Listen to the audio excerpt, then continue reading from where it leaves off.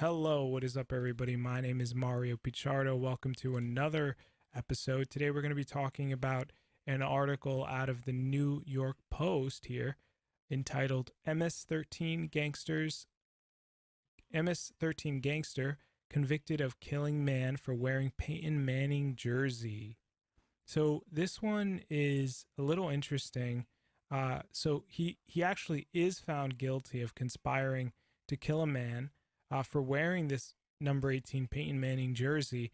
And it's interesting because it kind of brings out that kind of conversation about illegal immigrants, not necessarily saying that this young man is an illegal immigrant, but a lot of, these gang members who are coming up, they're coming up from countries that have, uh, a lot of lawlessness. They have a lot of gangster types. They have a lot of individuals who don't really respect the laws of nations. I mean, just the mere fact of coming into the country as an illegal immigrant is well, you clearly don't respect that law.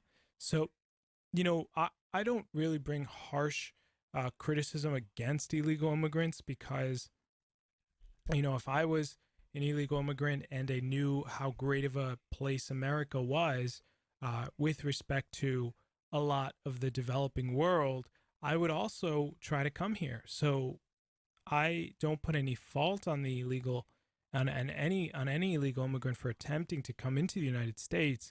I put more of a fault on US legislators, and it speaks to in the incompetence of the United States government and governments abroad in that they would allow this to happen. They would allow globalists to kind of take the reins and make the judgments and decisions that they want to make.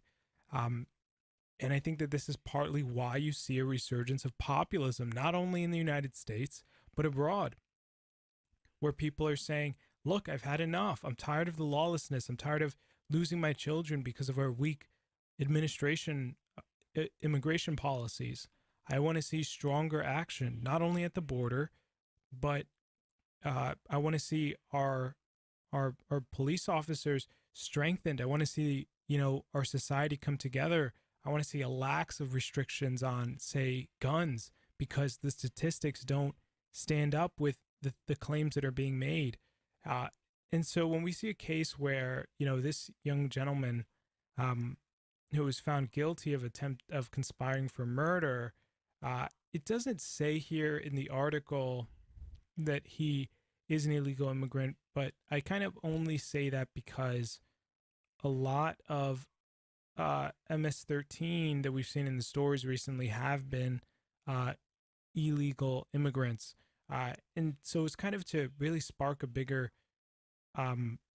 conversation where, listen, the reason that our young men go to bars or our young men go into gangs is because I think that on some level they are in fatherless homes. We know that fatherless homes are responsible for a large majority of criminal activity in our youth. And that really speaks to the necessity of fathers in the household. They really create a stable environment for children to live.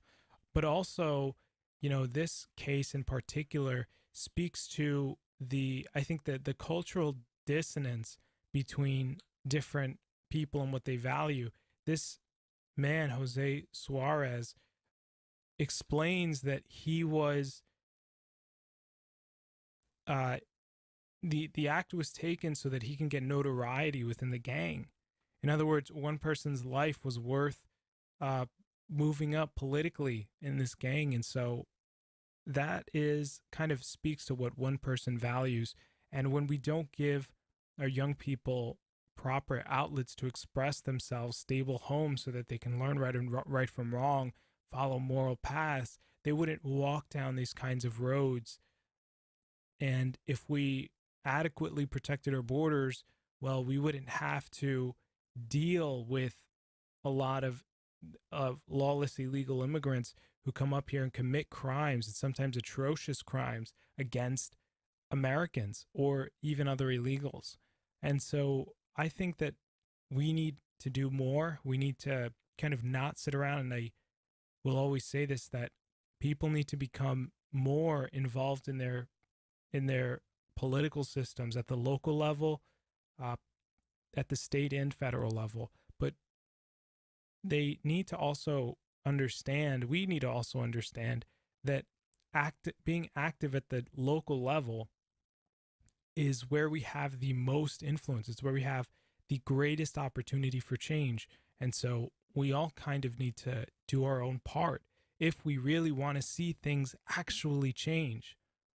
So that's all I really have here for this one, guys. Yeah, it goes on a little bit just to explain the case of what was happening here.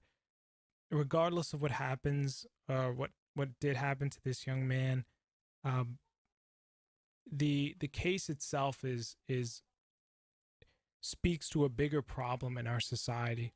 And sure, there will always be gangs, there will always be lawlessness, there will always be people who are doing things like this. But if we can't structure our societies in ways that are optimally positioned to provide for this not to happen, we can lower the amount of incidents, lower the amount of destroyed lives. So it's the most that we can do.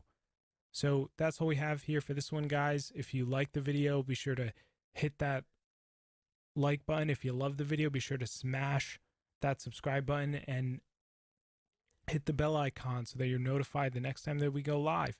And do not forget to comment. Commenting on the video, sharing the video allows us to get more notoriety. It tells YouTube, hey, you know, this video is actually pretty good. You should share it with other people, and YouTube does. So any small amount of support that you guys can offer would be wonderful.